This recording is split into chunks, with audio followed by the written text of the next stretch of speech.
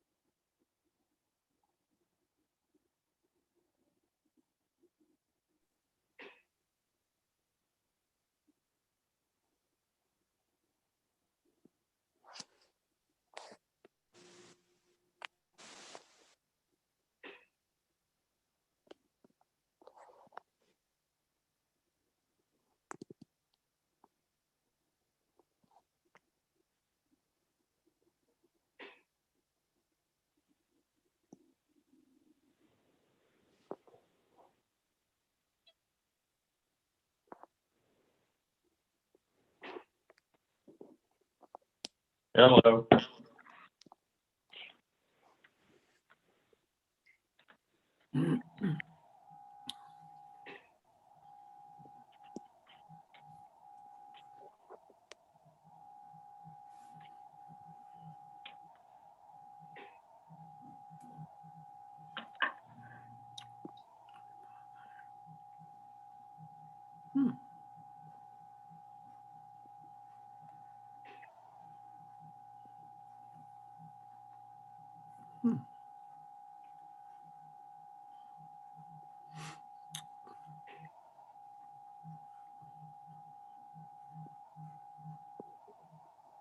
And Mr. Simile, we are live.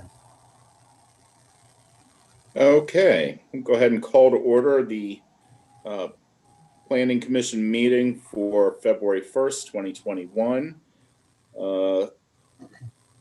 Let's start with a roll call vote or a roll call attendance.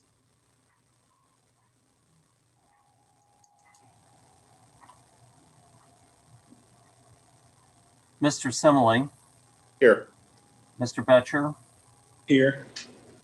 Mr. Blathers, Here. Mr. Scott, Mr. Putoff. Here. So it appears that Mr. Scott is absent. We need a motion to excuse Mr. Scott. I'll make a motion. I'll second. All those in favor? Aye. Aye. Aye. All right. I'm sorry, who made the motion? Was that Mr. Putoff? Yes. Thank you. Okay, next we have approving the agenda for tonight's meeting. We have a motion to approve. I'll make a motion.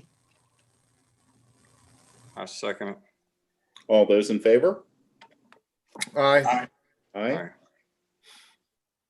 And then minutes for the previous meeting. Is there a motion to approve the minutes? I'll make a motion. Second. Is there any discussion? The only thing I caught, and it's super minor, is that the adjournment time is in DST instead of maybe EST, but that's so minor. That was the only thing. Okay, so noted. We'll correct that. Okay. All those in favor of approving the minutes with the change indicated by Mr. Betcher? Aye. Aye. Okay. So then, next item on the agenda then is the public hearing regarding the modification to accommodate the new business at 2700 Lasanaville. Okay, Mr. Simile, I believe we have Tiffany McPherson and her team with us this evening. Ms. McPherson, if you could go ahead and unmute and turn your video on. Or you don't have to turn your video on. It's okay. So, Tiffany, I think we have not met in person, and I have my video turned off. So, Here I am. So if you could state your name and your address, please. Yes. My home address or the business address? I'm Your sorry. home, please. Thank you. Tiffany McPherson is 1944 Chase Avenue, Cincinnati, Ohio 45223. Great, thank you. Thank you. And Mr. Simile, coming before us this evening is Ms. McPherson has purchased the property at 2700 Los Santaville. She intends to relocate a hair salon business that's currently located on Section Road to that property. And she has presented to us plans for the interior renovation of that property, and also wishes to speak about the use of the property and to introduce herself to Gulf Manor and the Planning Commission and the business community. Great, well, welcome to the community. Well, thank you. I'm glad to be a part of it. Do you want me to go? So I guess if you could just start by just giving us a brief description of, I mean, I understand that it's a salon, but of some of the changes that are taking place to the building itself to accommodate the business. So the exterior, we were resurfacing the driveway. We are planning to put an in and out sign. We're going to draw the lines for the parking over, put up a handicap sign. As far as the exterior, we're planning to paint from the white. We're going to go a dark gray and outlined in white. And my colors are with teal, a little hint of teal. As far as the signage, we're going to keep the existing signage where it's just one above one of the left-hand door. We're just going to keep that sign, maybe put just Tiffany's with the logo on one of the windows. We're going to also, it's 2 double doors there. We're going to take those doors out because you can't see through them. And we're going to put clear, what's the clear? It's the clear doors. Are you referring to ice doors or something different? No, just regular, just clear doors. Okay. Commercial doors, standard doors. If there's a window block window there, we're going to take that out and put one of those garage windows that's halfway, that come halfway on one of the windows. And then as far as the inside, if you can see the drawings, we're going to have 5 stations, beauty stations, and 1 private room for somebody to do makeup, or another hairstylist to be private. We're going to add a bathroom. It's already one there, but we're going to add another bathroom for the clients. And I think that's pretty much, we're going to do all the electricity in the inside. What else? The plumbing, and add an office there. We will have security system for the outside and also the inside, along with the alarm system. I think that's pretty much sum it up. Pretty much sums it up. Great, thank you. Mr. Donnellan, can you inform us like what things we need to be considering this evening regarding this business? Yeah, can everybody hear me okay? Yes. Yes. Yeah, it's not working through the Zoom with the video, so I'm watching on Zoom and talking on my phone, which shows how high tech I am here. This particular property is in a business overlay district, so we go through this process in the overlay district. Not substantially different from approving any other site plan, but just kind of dotting I's and crossing T's and finding that it is something that we believe will enhance the area. And I think everyone would agree that it probably improves what's a blighted property right now. But our 3 principal concerns, and I think Tiffany has addressed those. First are parking, making sure there's adequate parking that's properly marked. And what I've seen on the site plan, there is approximately 6 spaces. The code would require 6.5, which when you include the handicap, which I believe you're also going to designate, there'll be a total of 7 different parking spaces, 6 for typical use and 1 for a handicap space, which meets the code. Signage, she mentioned that at this time, there's no plan for any external sign out on the lot.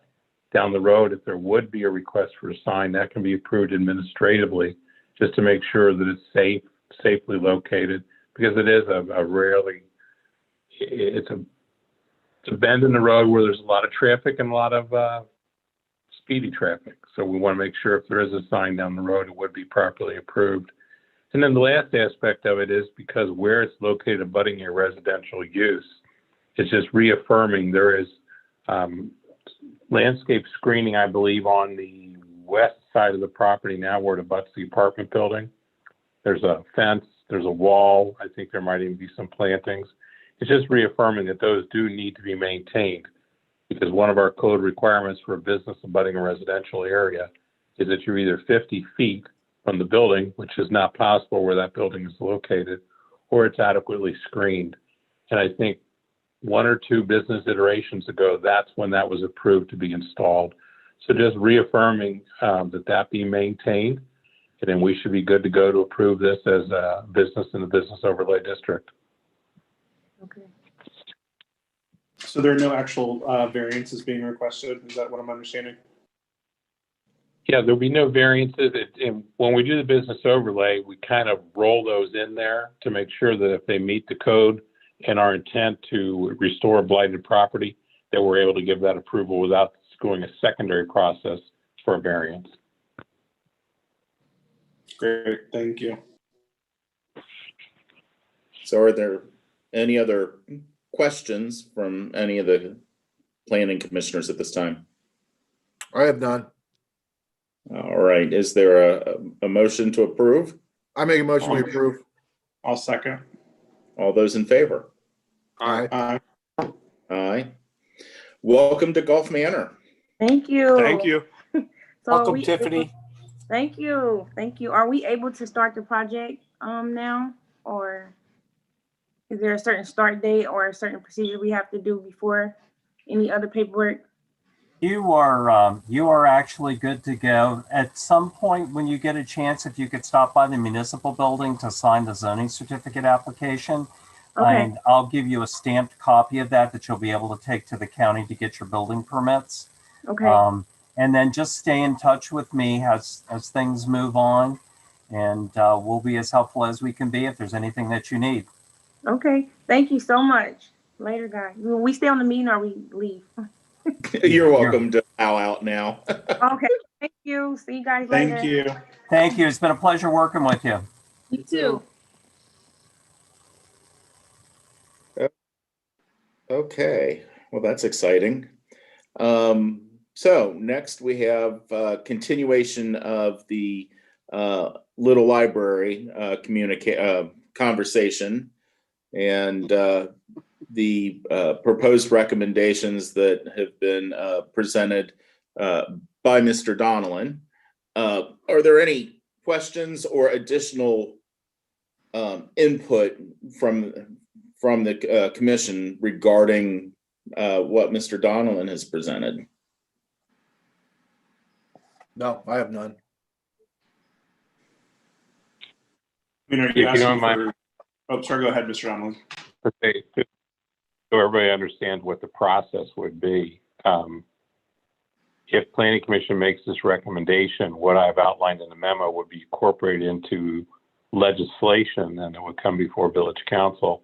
Village Council would hold a public hearing because it's a zoning amendment, and then Village Council can go forward and approve it. So what we have before you tonight is kind of the pieces we would bring together for that legislation and get your input on it. And I think the only question that I would raise, and ultimately I realize that, it's going to go before council and they can adjust accordingly, is do we want to include any kind of limitation or guidance on distance between little libraries?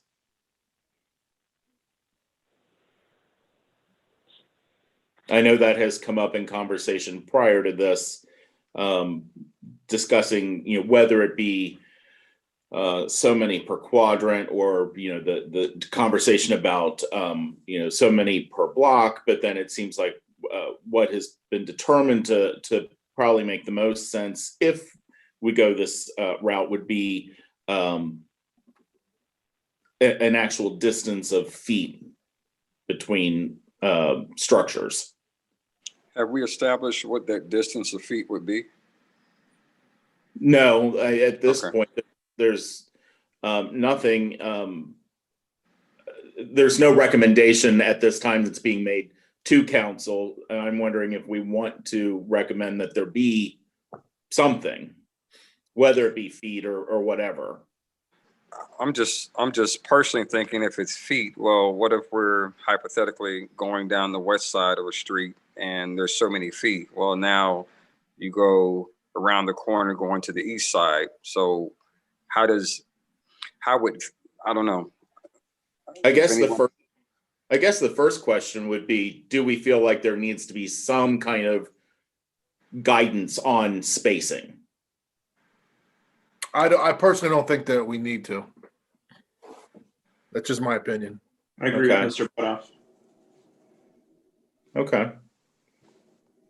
I think we could leave it to council to, if they want to limit the number for the initial run, just to see how that goes and then go from there. But I just don't know how we can make it so that, one neighbor gets one and one neighbor doesn't, just because they're within 100 feet of each other.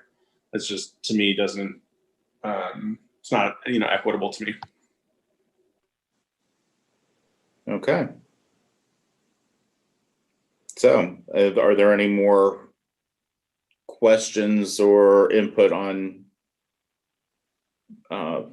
The only other thing I had from Mr. Donovan's guidelines, and I think Steve, you and I talked about this, was the height restriction.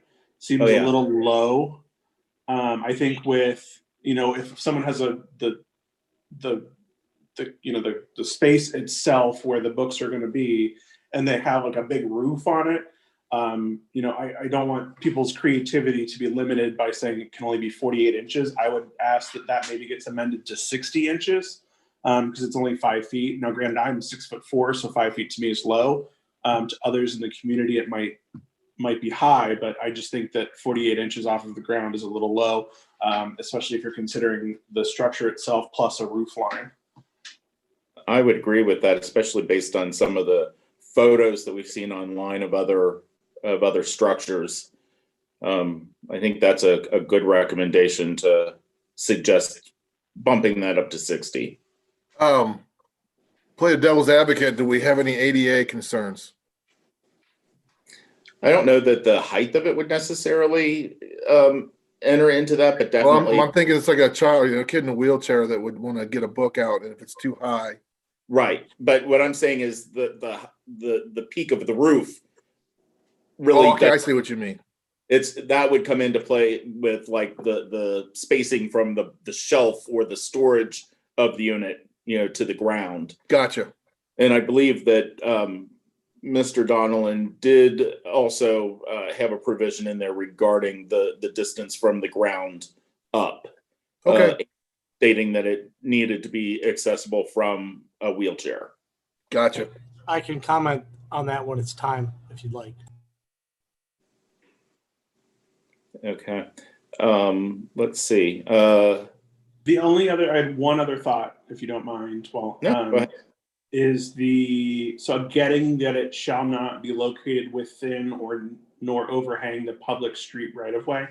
Are we putting in guidelines on how close to a sidewalk it needs to be? So for example, like I would understand if someone has a flat front yard and they don't want it right on the sidewalk, but if they want to put it up to 3 feet and do a nice little, like I have a friend who lives in North Avondale, put a beautiful little library up and then did a brick little kind of sidewalk just 5 feet to the little library itself, right? So are we creating guidelines? I know we've talked about this last time as well, how close to the public right of way it needs to be, and how far away it can be.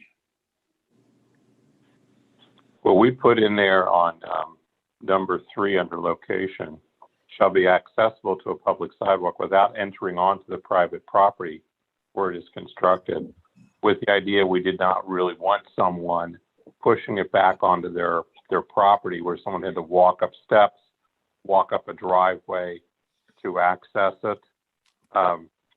Accessible be someone could reach out and reach into it. The section on the public right-of-way keeps it from being on the side of the street between the sidewalk and the curb, or someone putting it on the curb that's accessible only to the roadway itself. I would not want to hamper anybody's creativity. At the same token, I don't know how we regulate if someone wants to put a sidewalk back onto their property with the little library. And to Mr. Putoff's point with ADA, it's private property, a private property owner's issue. So I don't know that they're obligated to be ADA compliant. We just acknowledge that they may be placed at a height that is wheelchair accessible. So I think the property owner make a decision as to what they want. Okay. Mr. Semley, Mr. Marks has indicated he'd like to be recognized. Go ahead, Mr. Marks. Okay, am I back on? Yes. Okay, good to see you. So a couple things. I was one of the early sign-ons for this at one point. And I've had a number of questions, and Roger Van Harn has conveyed some things to me around requirements that somehow are going to need to be transmitted to anyone who takes one of these, because there are a number of recommendations. And at this point, you'd appreciate there are a lot of COVID related recommendations around cleaning. How do you clean things? Do you make people wipe things off that are bringing books back, or does the owner of the property, is that their responsibility? I realize once this is on your property, you're pretty much responsible for it. So your homeowner's insurance, everything else would fall and protect those things. I guess protect us against anything that would happen. But I want to make sure that any guidelines that are out there around how these things have to be handled safely, and any recommendations from the Little Library Commission, and Rogers published some of that, at least to me, that how we transmit that, because you've outlined a number of Gulf Manor regulations. Is Gulf Manor going to make those requirements as well?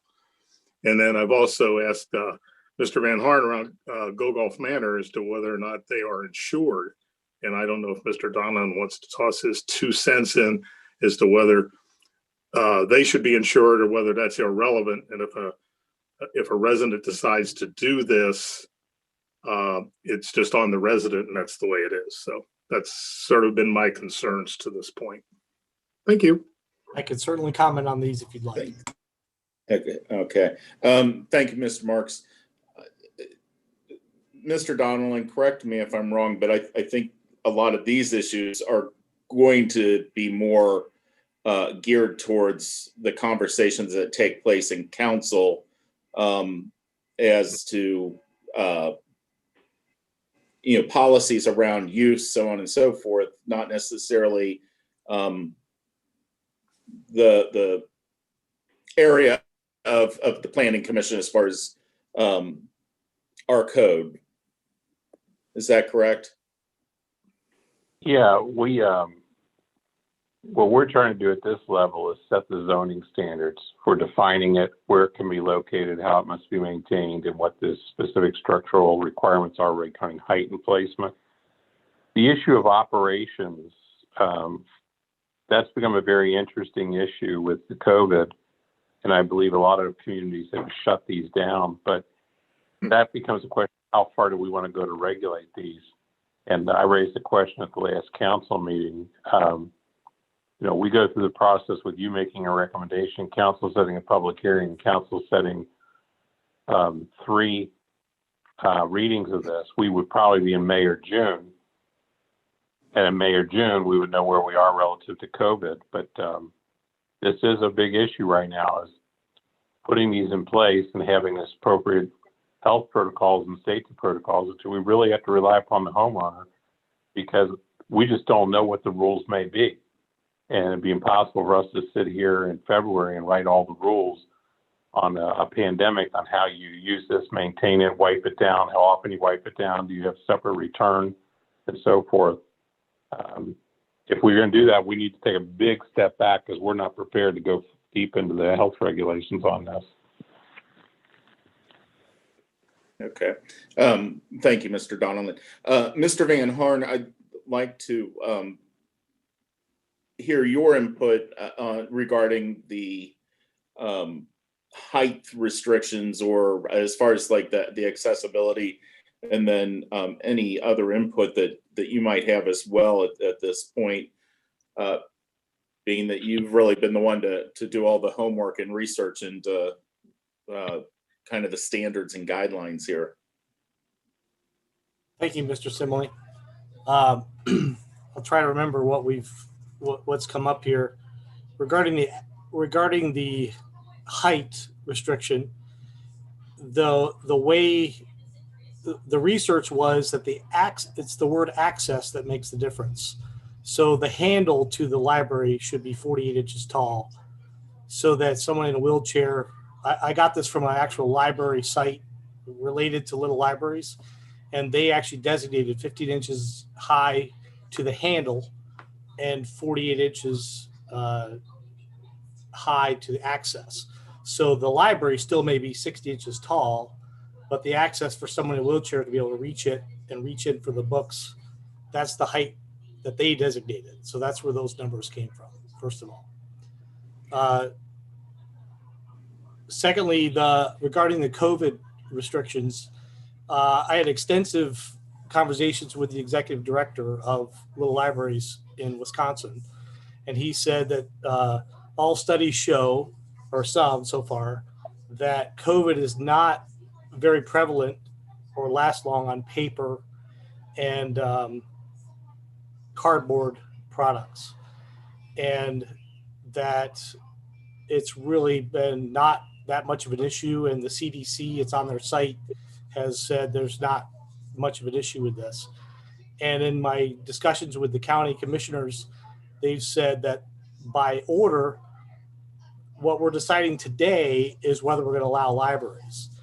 If there's a way to handle them regarding COVID, that may be a mayor's order. And that's the way many municipalities have handled it, is the mayors have just said, yes, we'll approve continued use of these, but here's the order, is that you have to have a separate container to allow people to return stuff, and the homeowner is responsible for returning those, either cleaning them or as minimum waiting 24 hours before they get returned to the library. So that's a small part of the discussion we had, that, and you're welcome to look at the site because they've been in touch with the CDC to get all the recommendations on how to handle these. So those are the pieces that I've heard from that.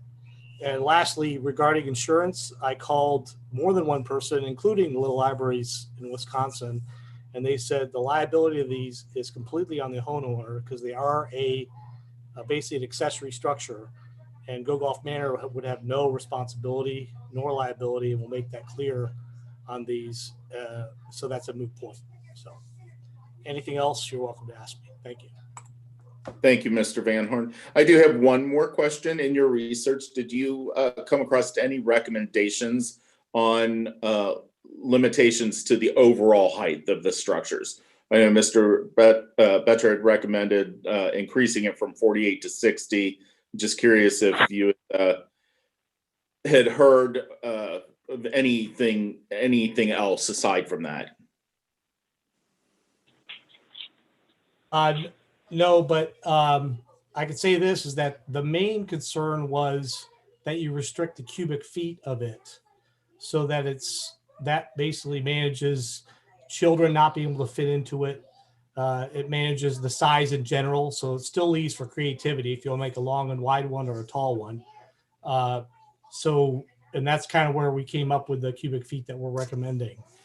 And then secondly, based on Mr. Betcher's comment, even at 48 inches for access, which would be where the handle is, I'm guessing, but ours would end up being about 60 inches tall if you take the extra 12 to 15, whatever. I don't actually know what it is from the handle to the top of the library. So it kind of ends up being around there anyway. So And that's I'm where fine with removing that. That's even a 60-inch restriction, just as long as the access is accessible to everybody. Yeah, I don't know that I necessarily have any specific concerns about the height. There is one last piece I have after you're done, Mr. Simley, that I remember. Go ahead, Mr. Van Horn. Regarding the safety of these, everything I read basically allows it to be in the front yard of a property. But the restriction is you want it to be far enough back so that if the door is open, it still does not restrict flow of the sidewalk. Because the county commissioner did indicate that there was an issue or two where someone was running at night, didn't see the door open, and actually hit the door. So that would be, if you want to say it's 12 to 18 inches, or however Mr. Donald would say that, to say the door may not, extend into it. That's really the front line up to the sidewalk. Beyond that, people do like to, I've seen it in pictures, they like to install a library and make a little patio for someone to sit. They're so it might be 5 feet back or whatever. So I don't know how, those are things that are beyond me, but people do want to be able to put a little far back to allow people to have a space to entertain or read a book or put it back or something like that. So. All right. Thank you, Mr. Van Horn. Mr. Marks. Yeah, I guess after hearing Mr. Van Horn talk, and Mr. Donald, I guess I agree that once this goes through, I guess, executive and council, then that'll be the point where we talk about things and make sure residents are aware of their responsibilities and insurance and everything else. I take it that's where that'll happen, not here in the planning commission. So that's all I have. Okay, thank you. The last thing that I would like to add after listening to everyone else and everything we've talked about so far is I would recommend that maybe we not limit the location to be specifically accessible at the sidewalk, but from the sidewalk, so that, as based on what Mr. Betcher said and what Mr. Van Horn said, if somebody wants to put a small patio area, for example, that at least be accessible from the sidewalk, not from the driveway. That there's, whether, it's a small walkway or whatever to access that. That's, my only other thought. May I speak, Mr. Simley? Yes.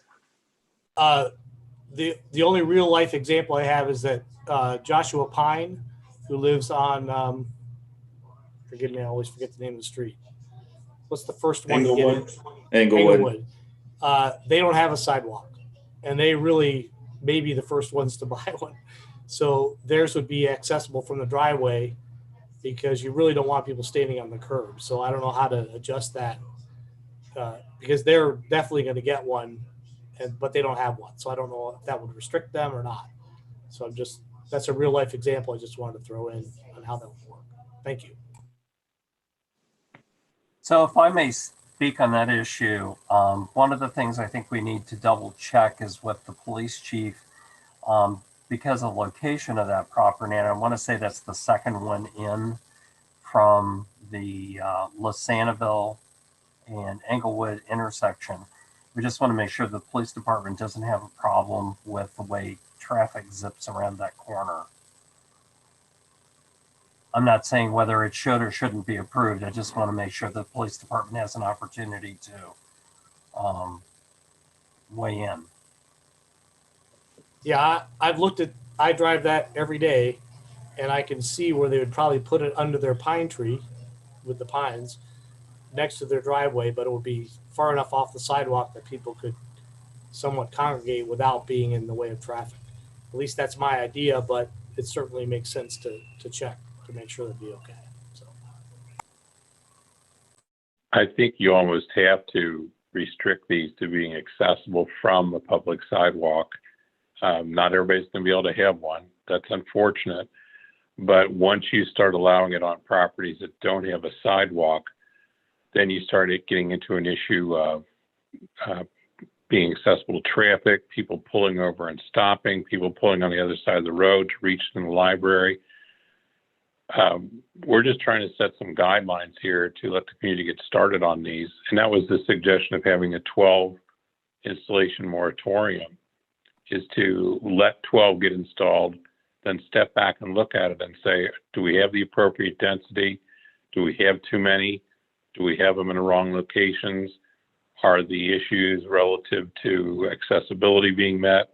So I would discourage you from allowing these to go anywhere but accessible from a public sidewalk. And if we change that language in number 3 to from a public sidewalk, we allow for someone to put a decorative brick walkway a couple of feet off the sidewalk to come onto their property. We allow them to do what they want to do to use it. And the other point would be to change the height to just say access to the enclosure may not be greater than 48 inches, which will put that access point at 48 inches, which is some of the language from a few of the other communities, but allow someone to have a 5 foot tall, 5.5 foot tall to get decorative. But that 48 inch seems to be the height that's recommended for accessibility.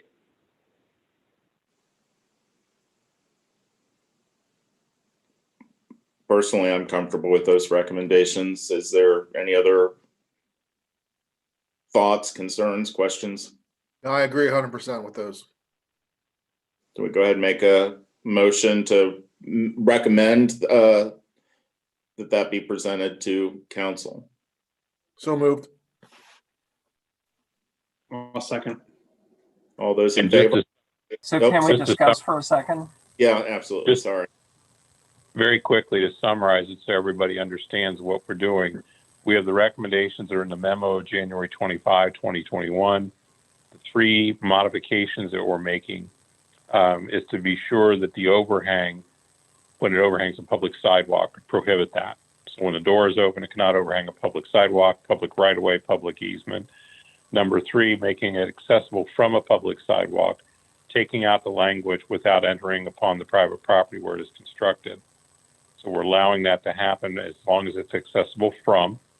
And then lastly, making the access to the enclosure no greater than 48 inches.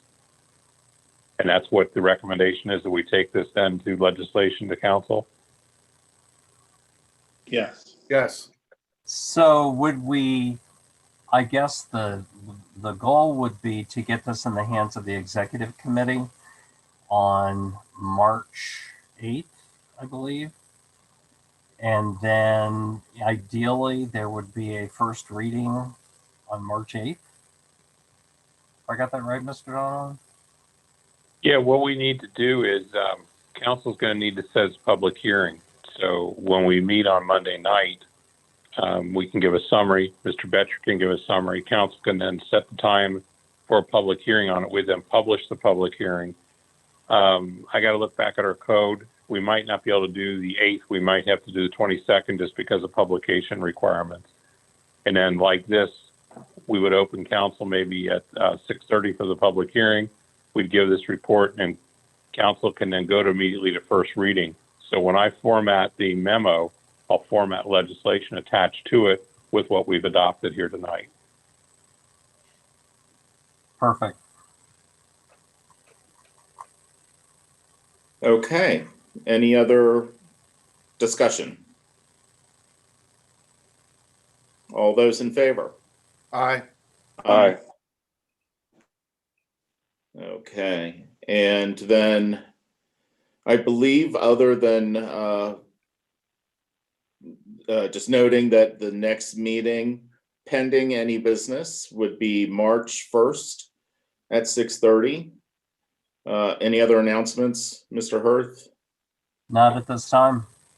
Okay. Is there a motion to call it a Motion night? to adjourn.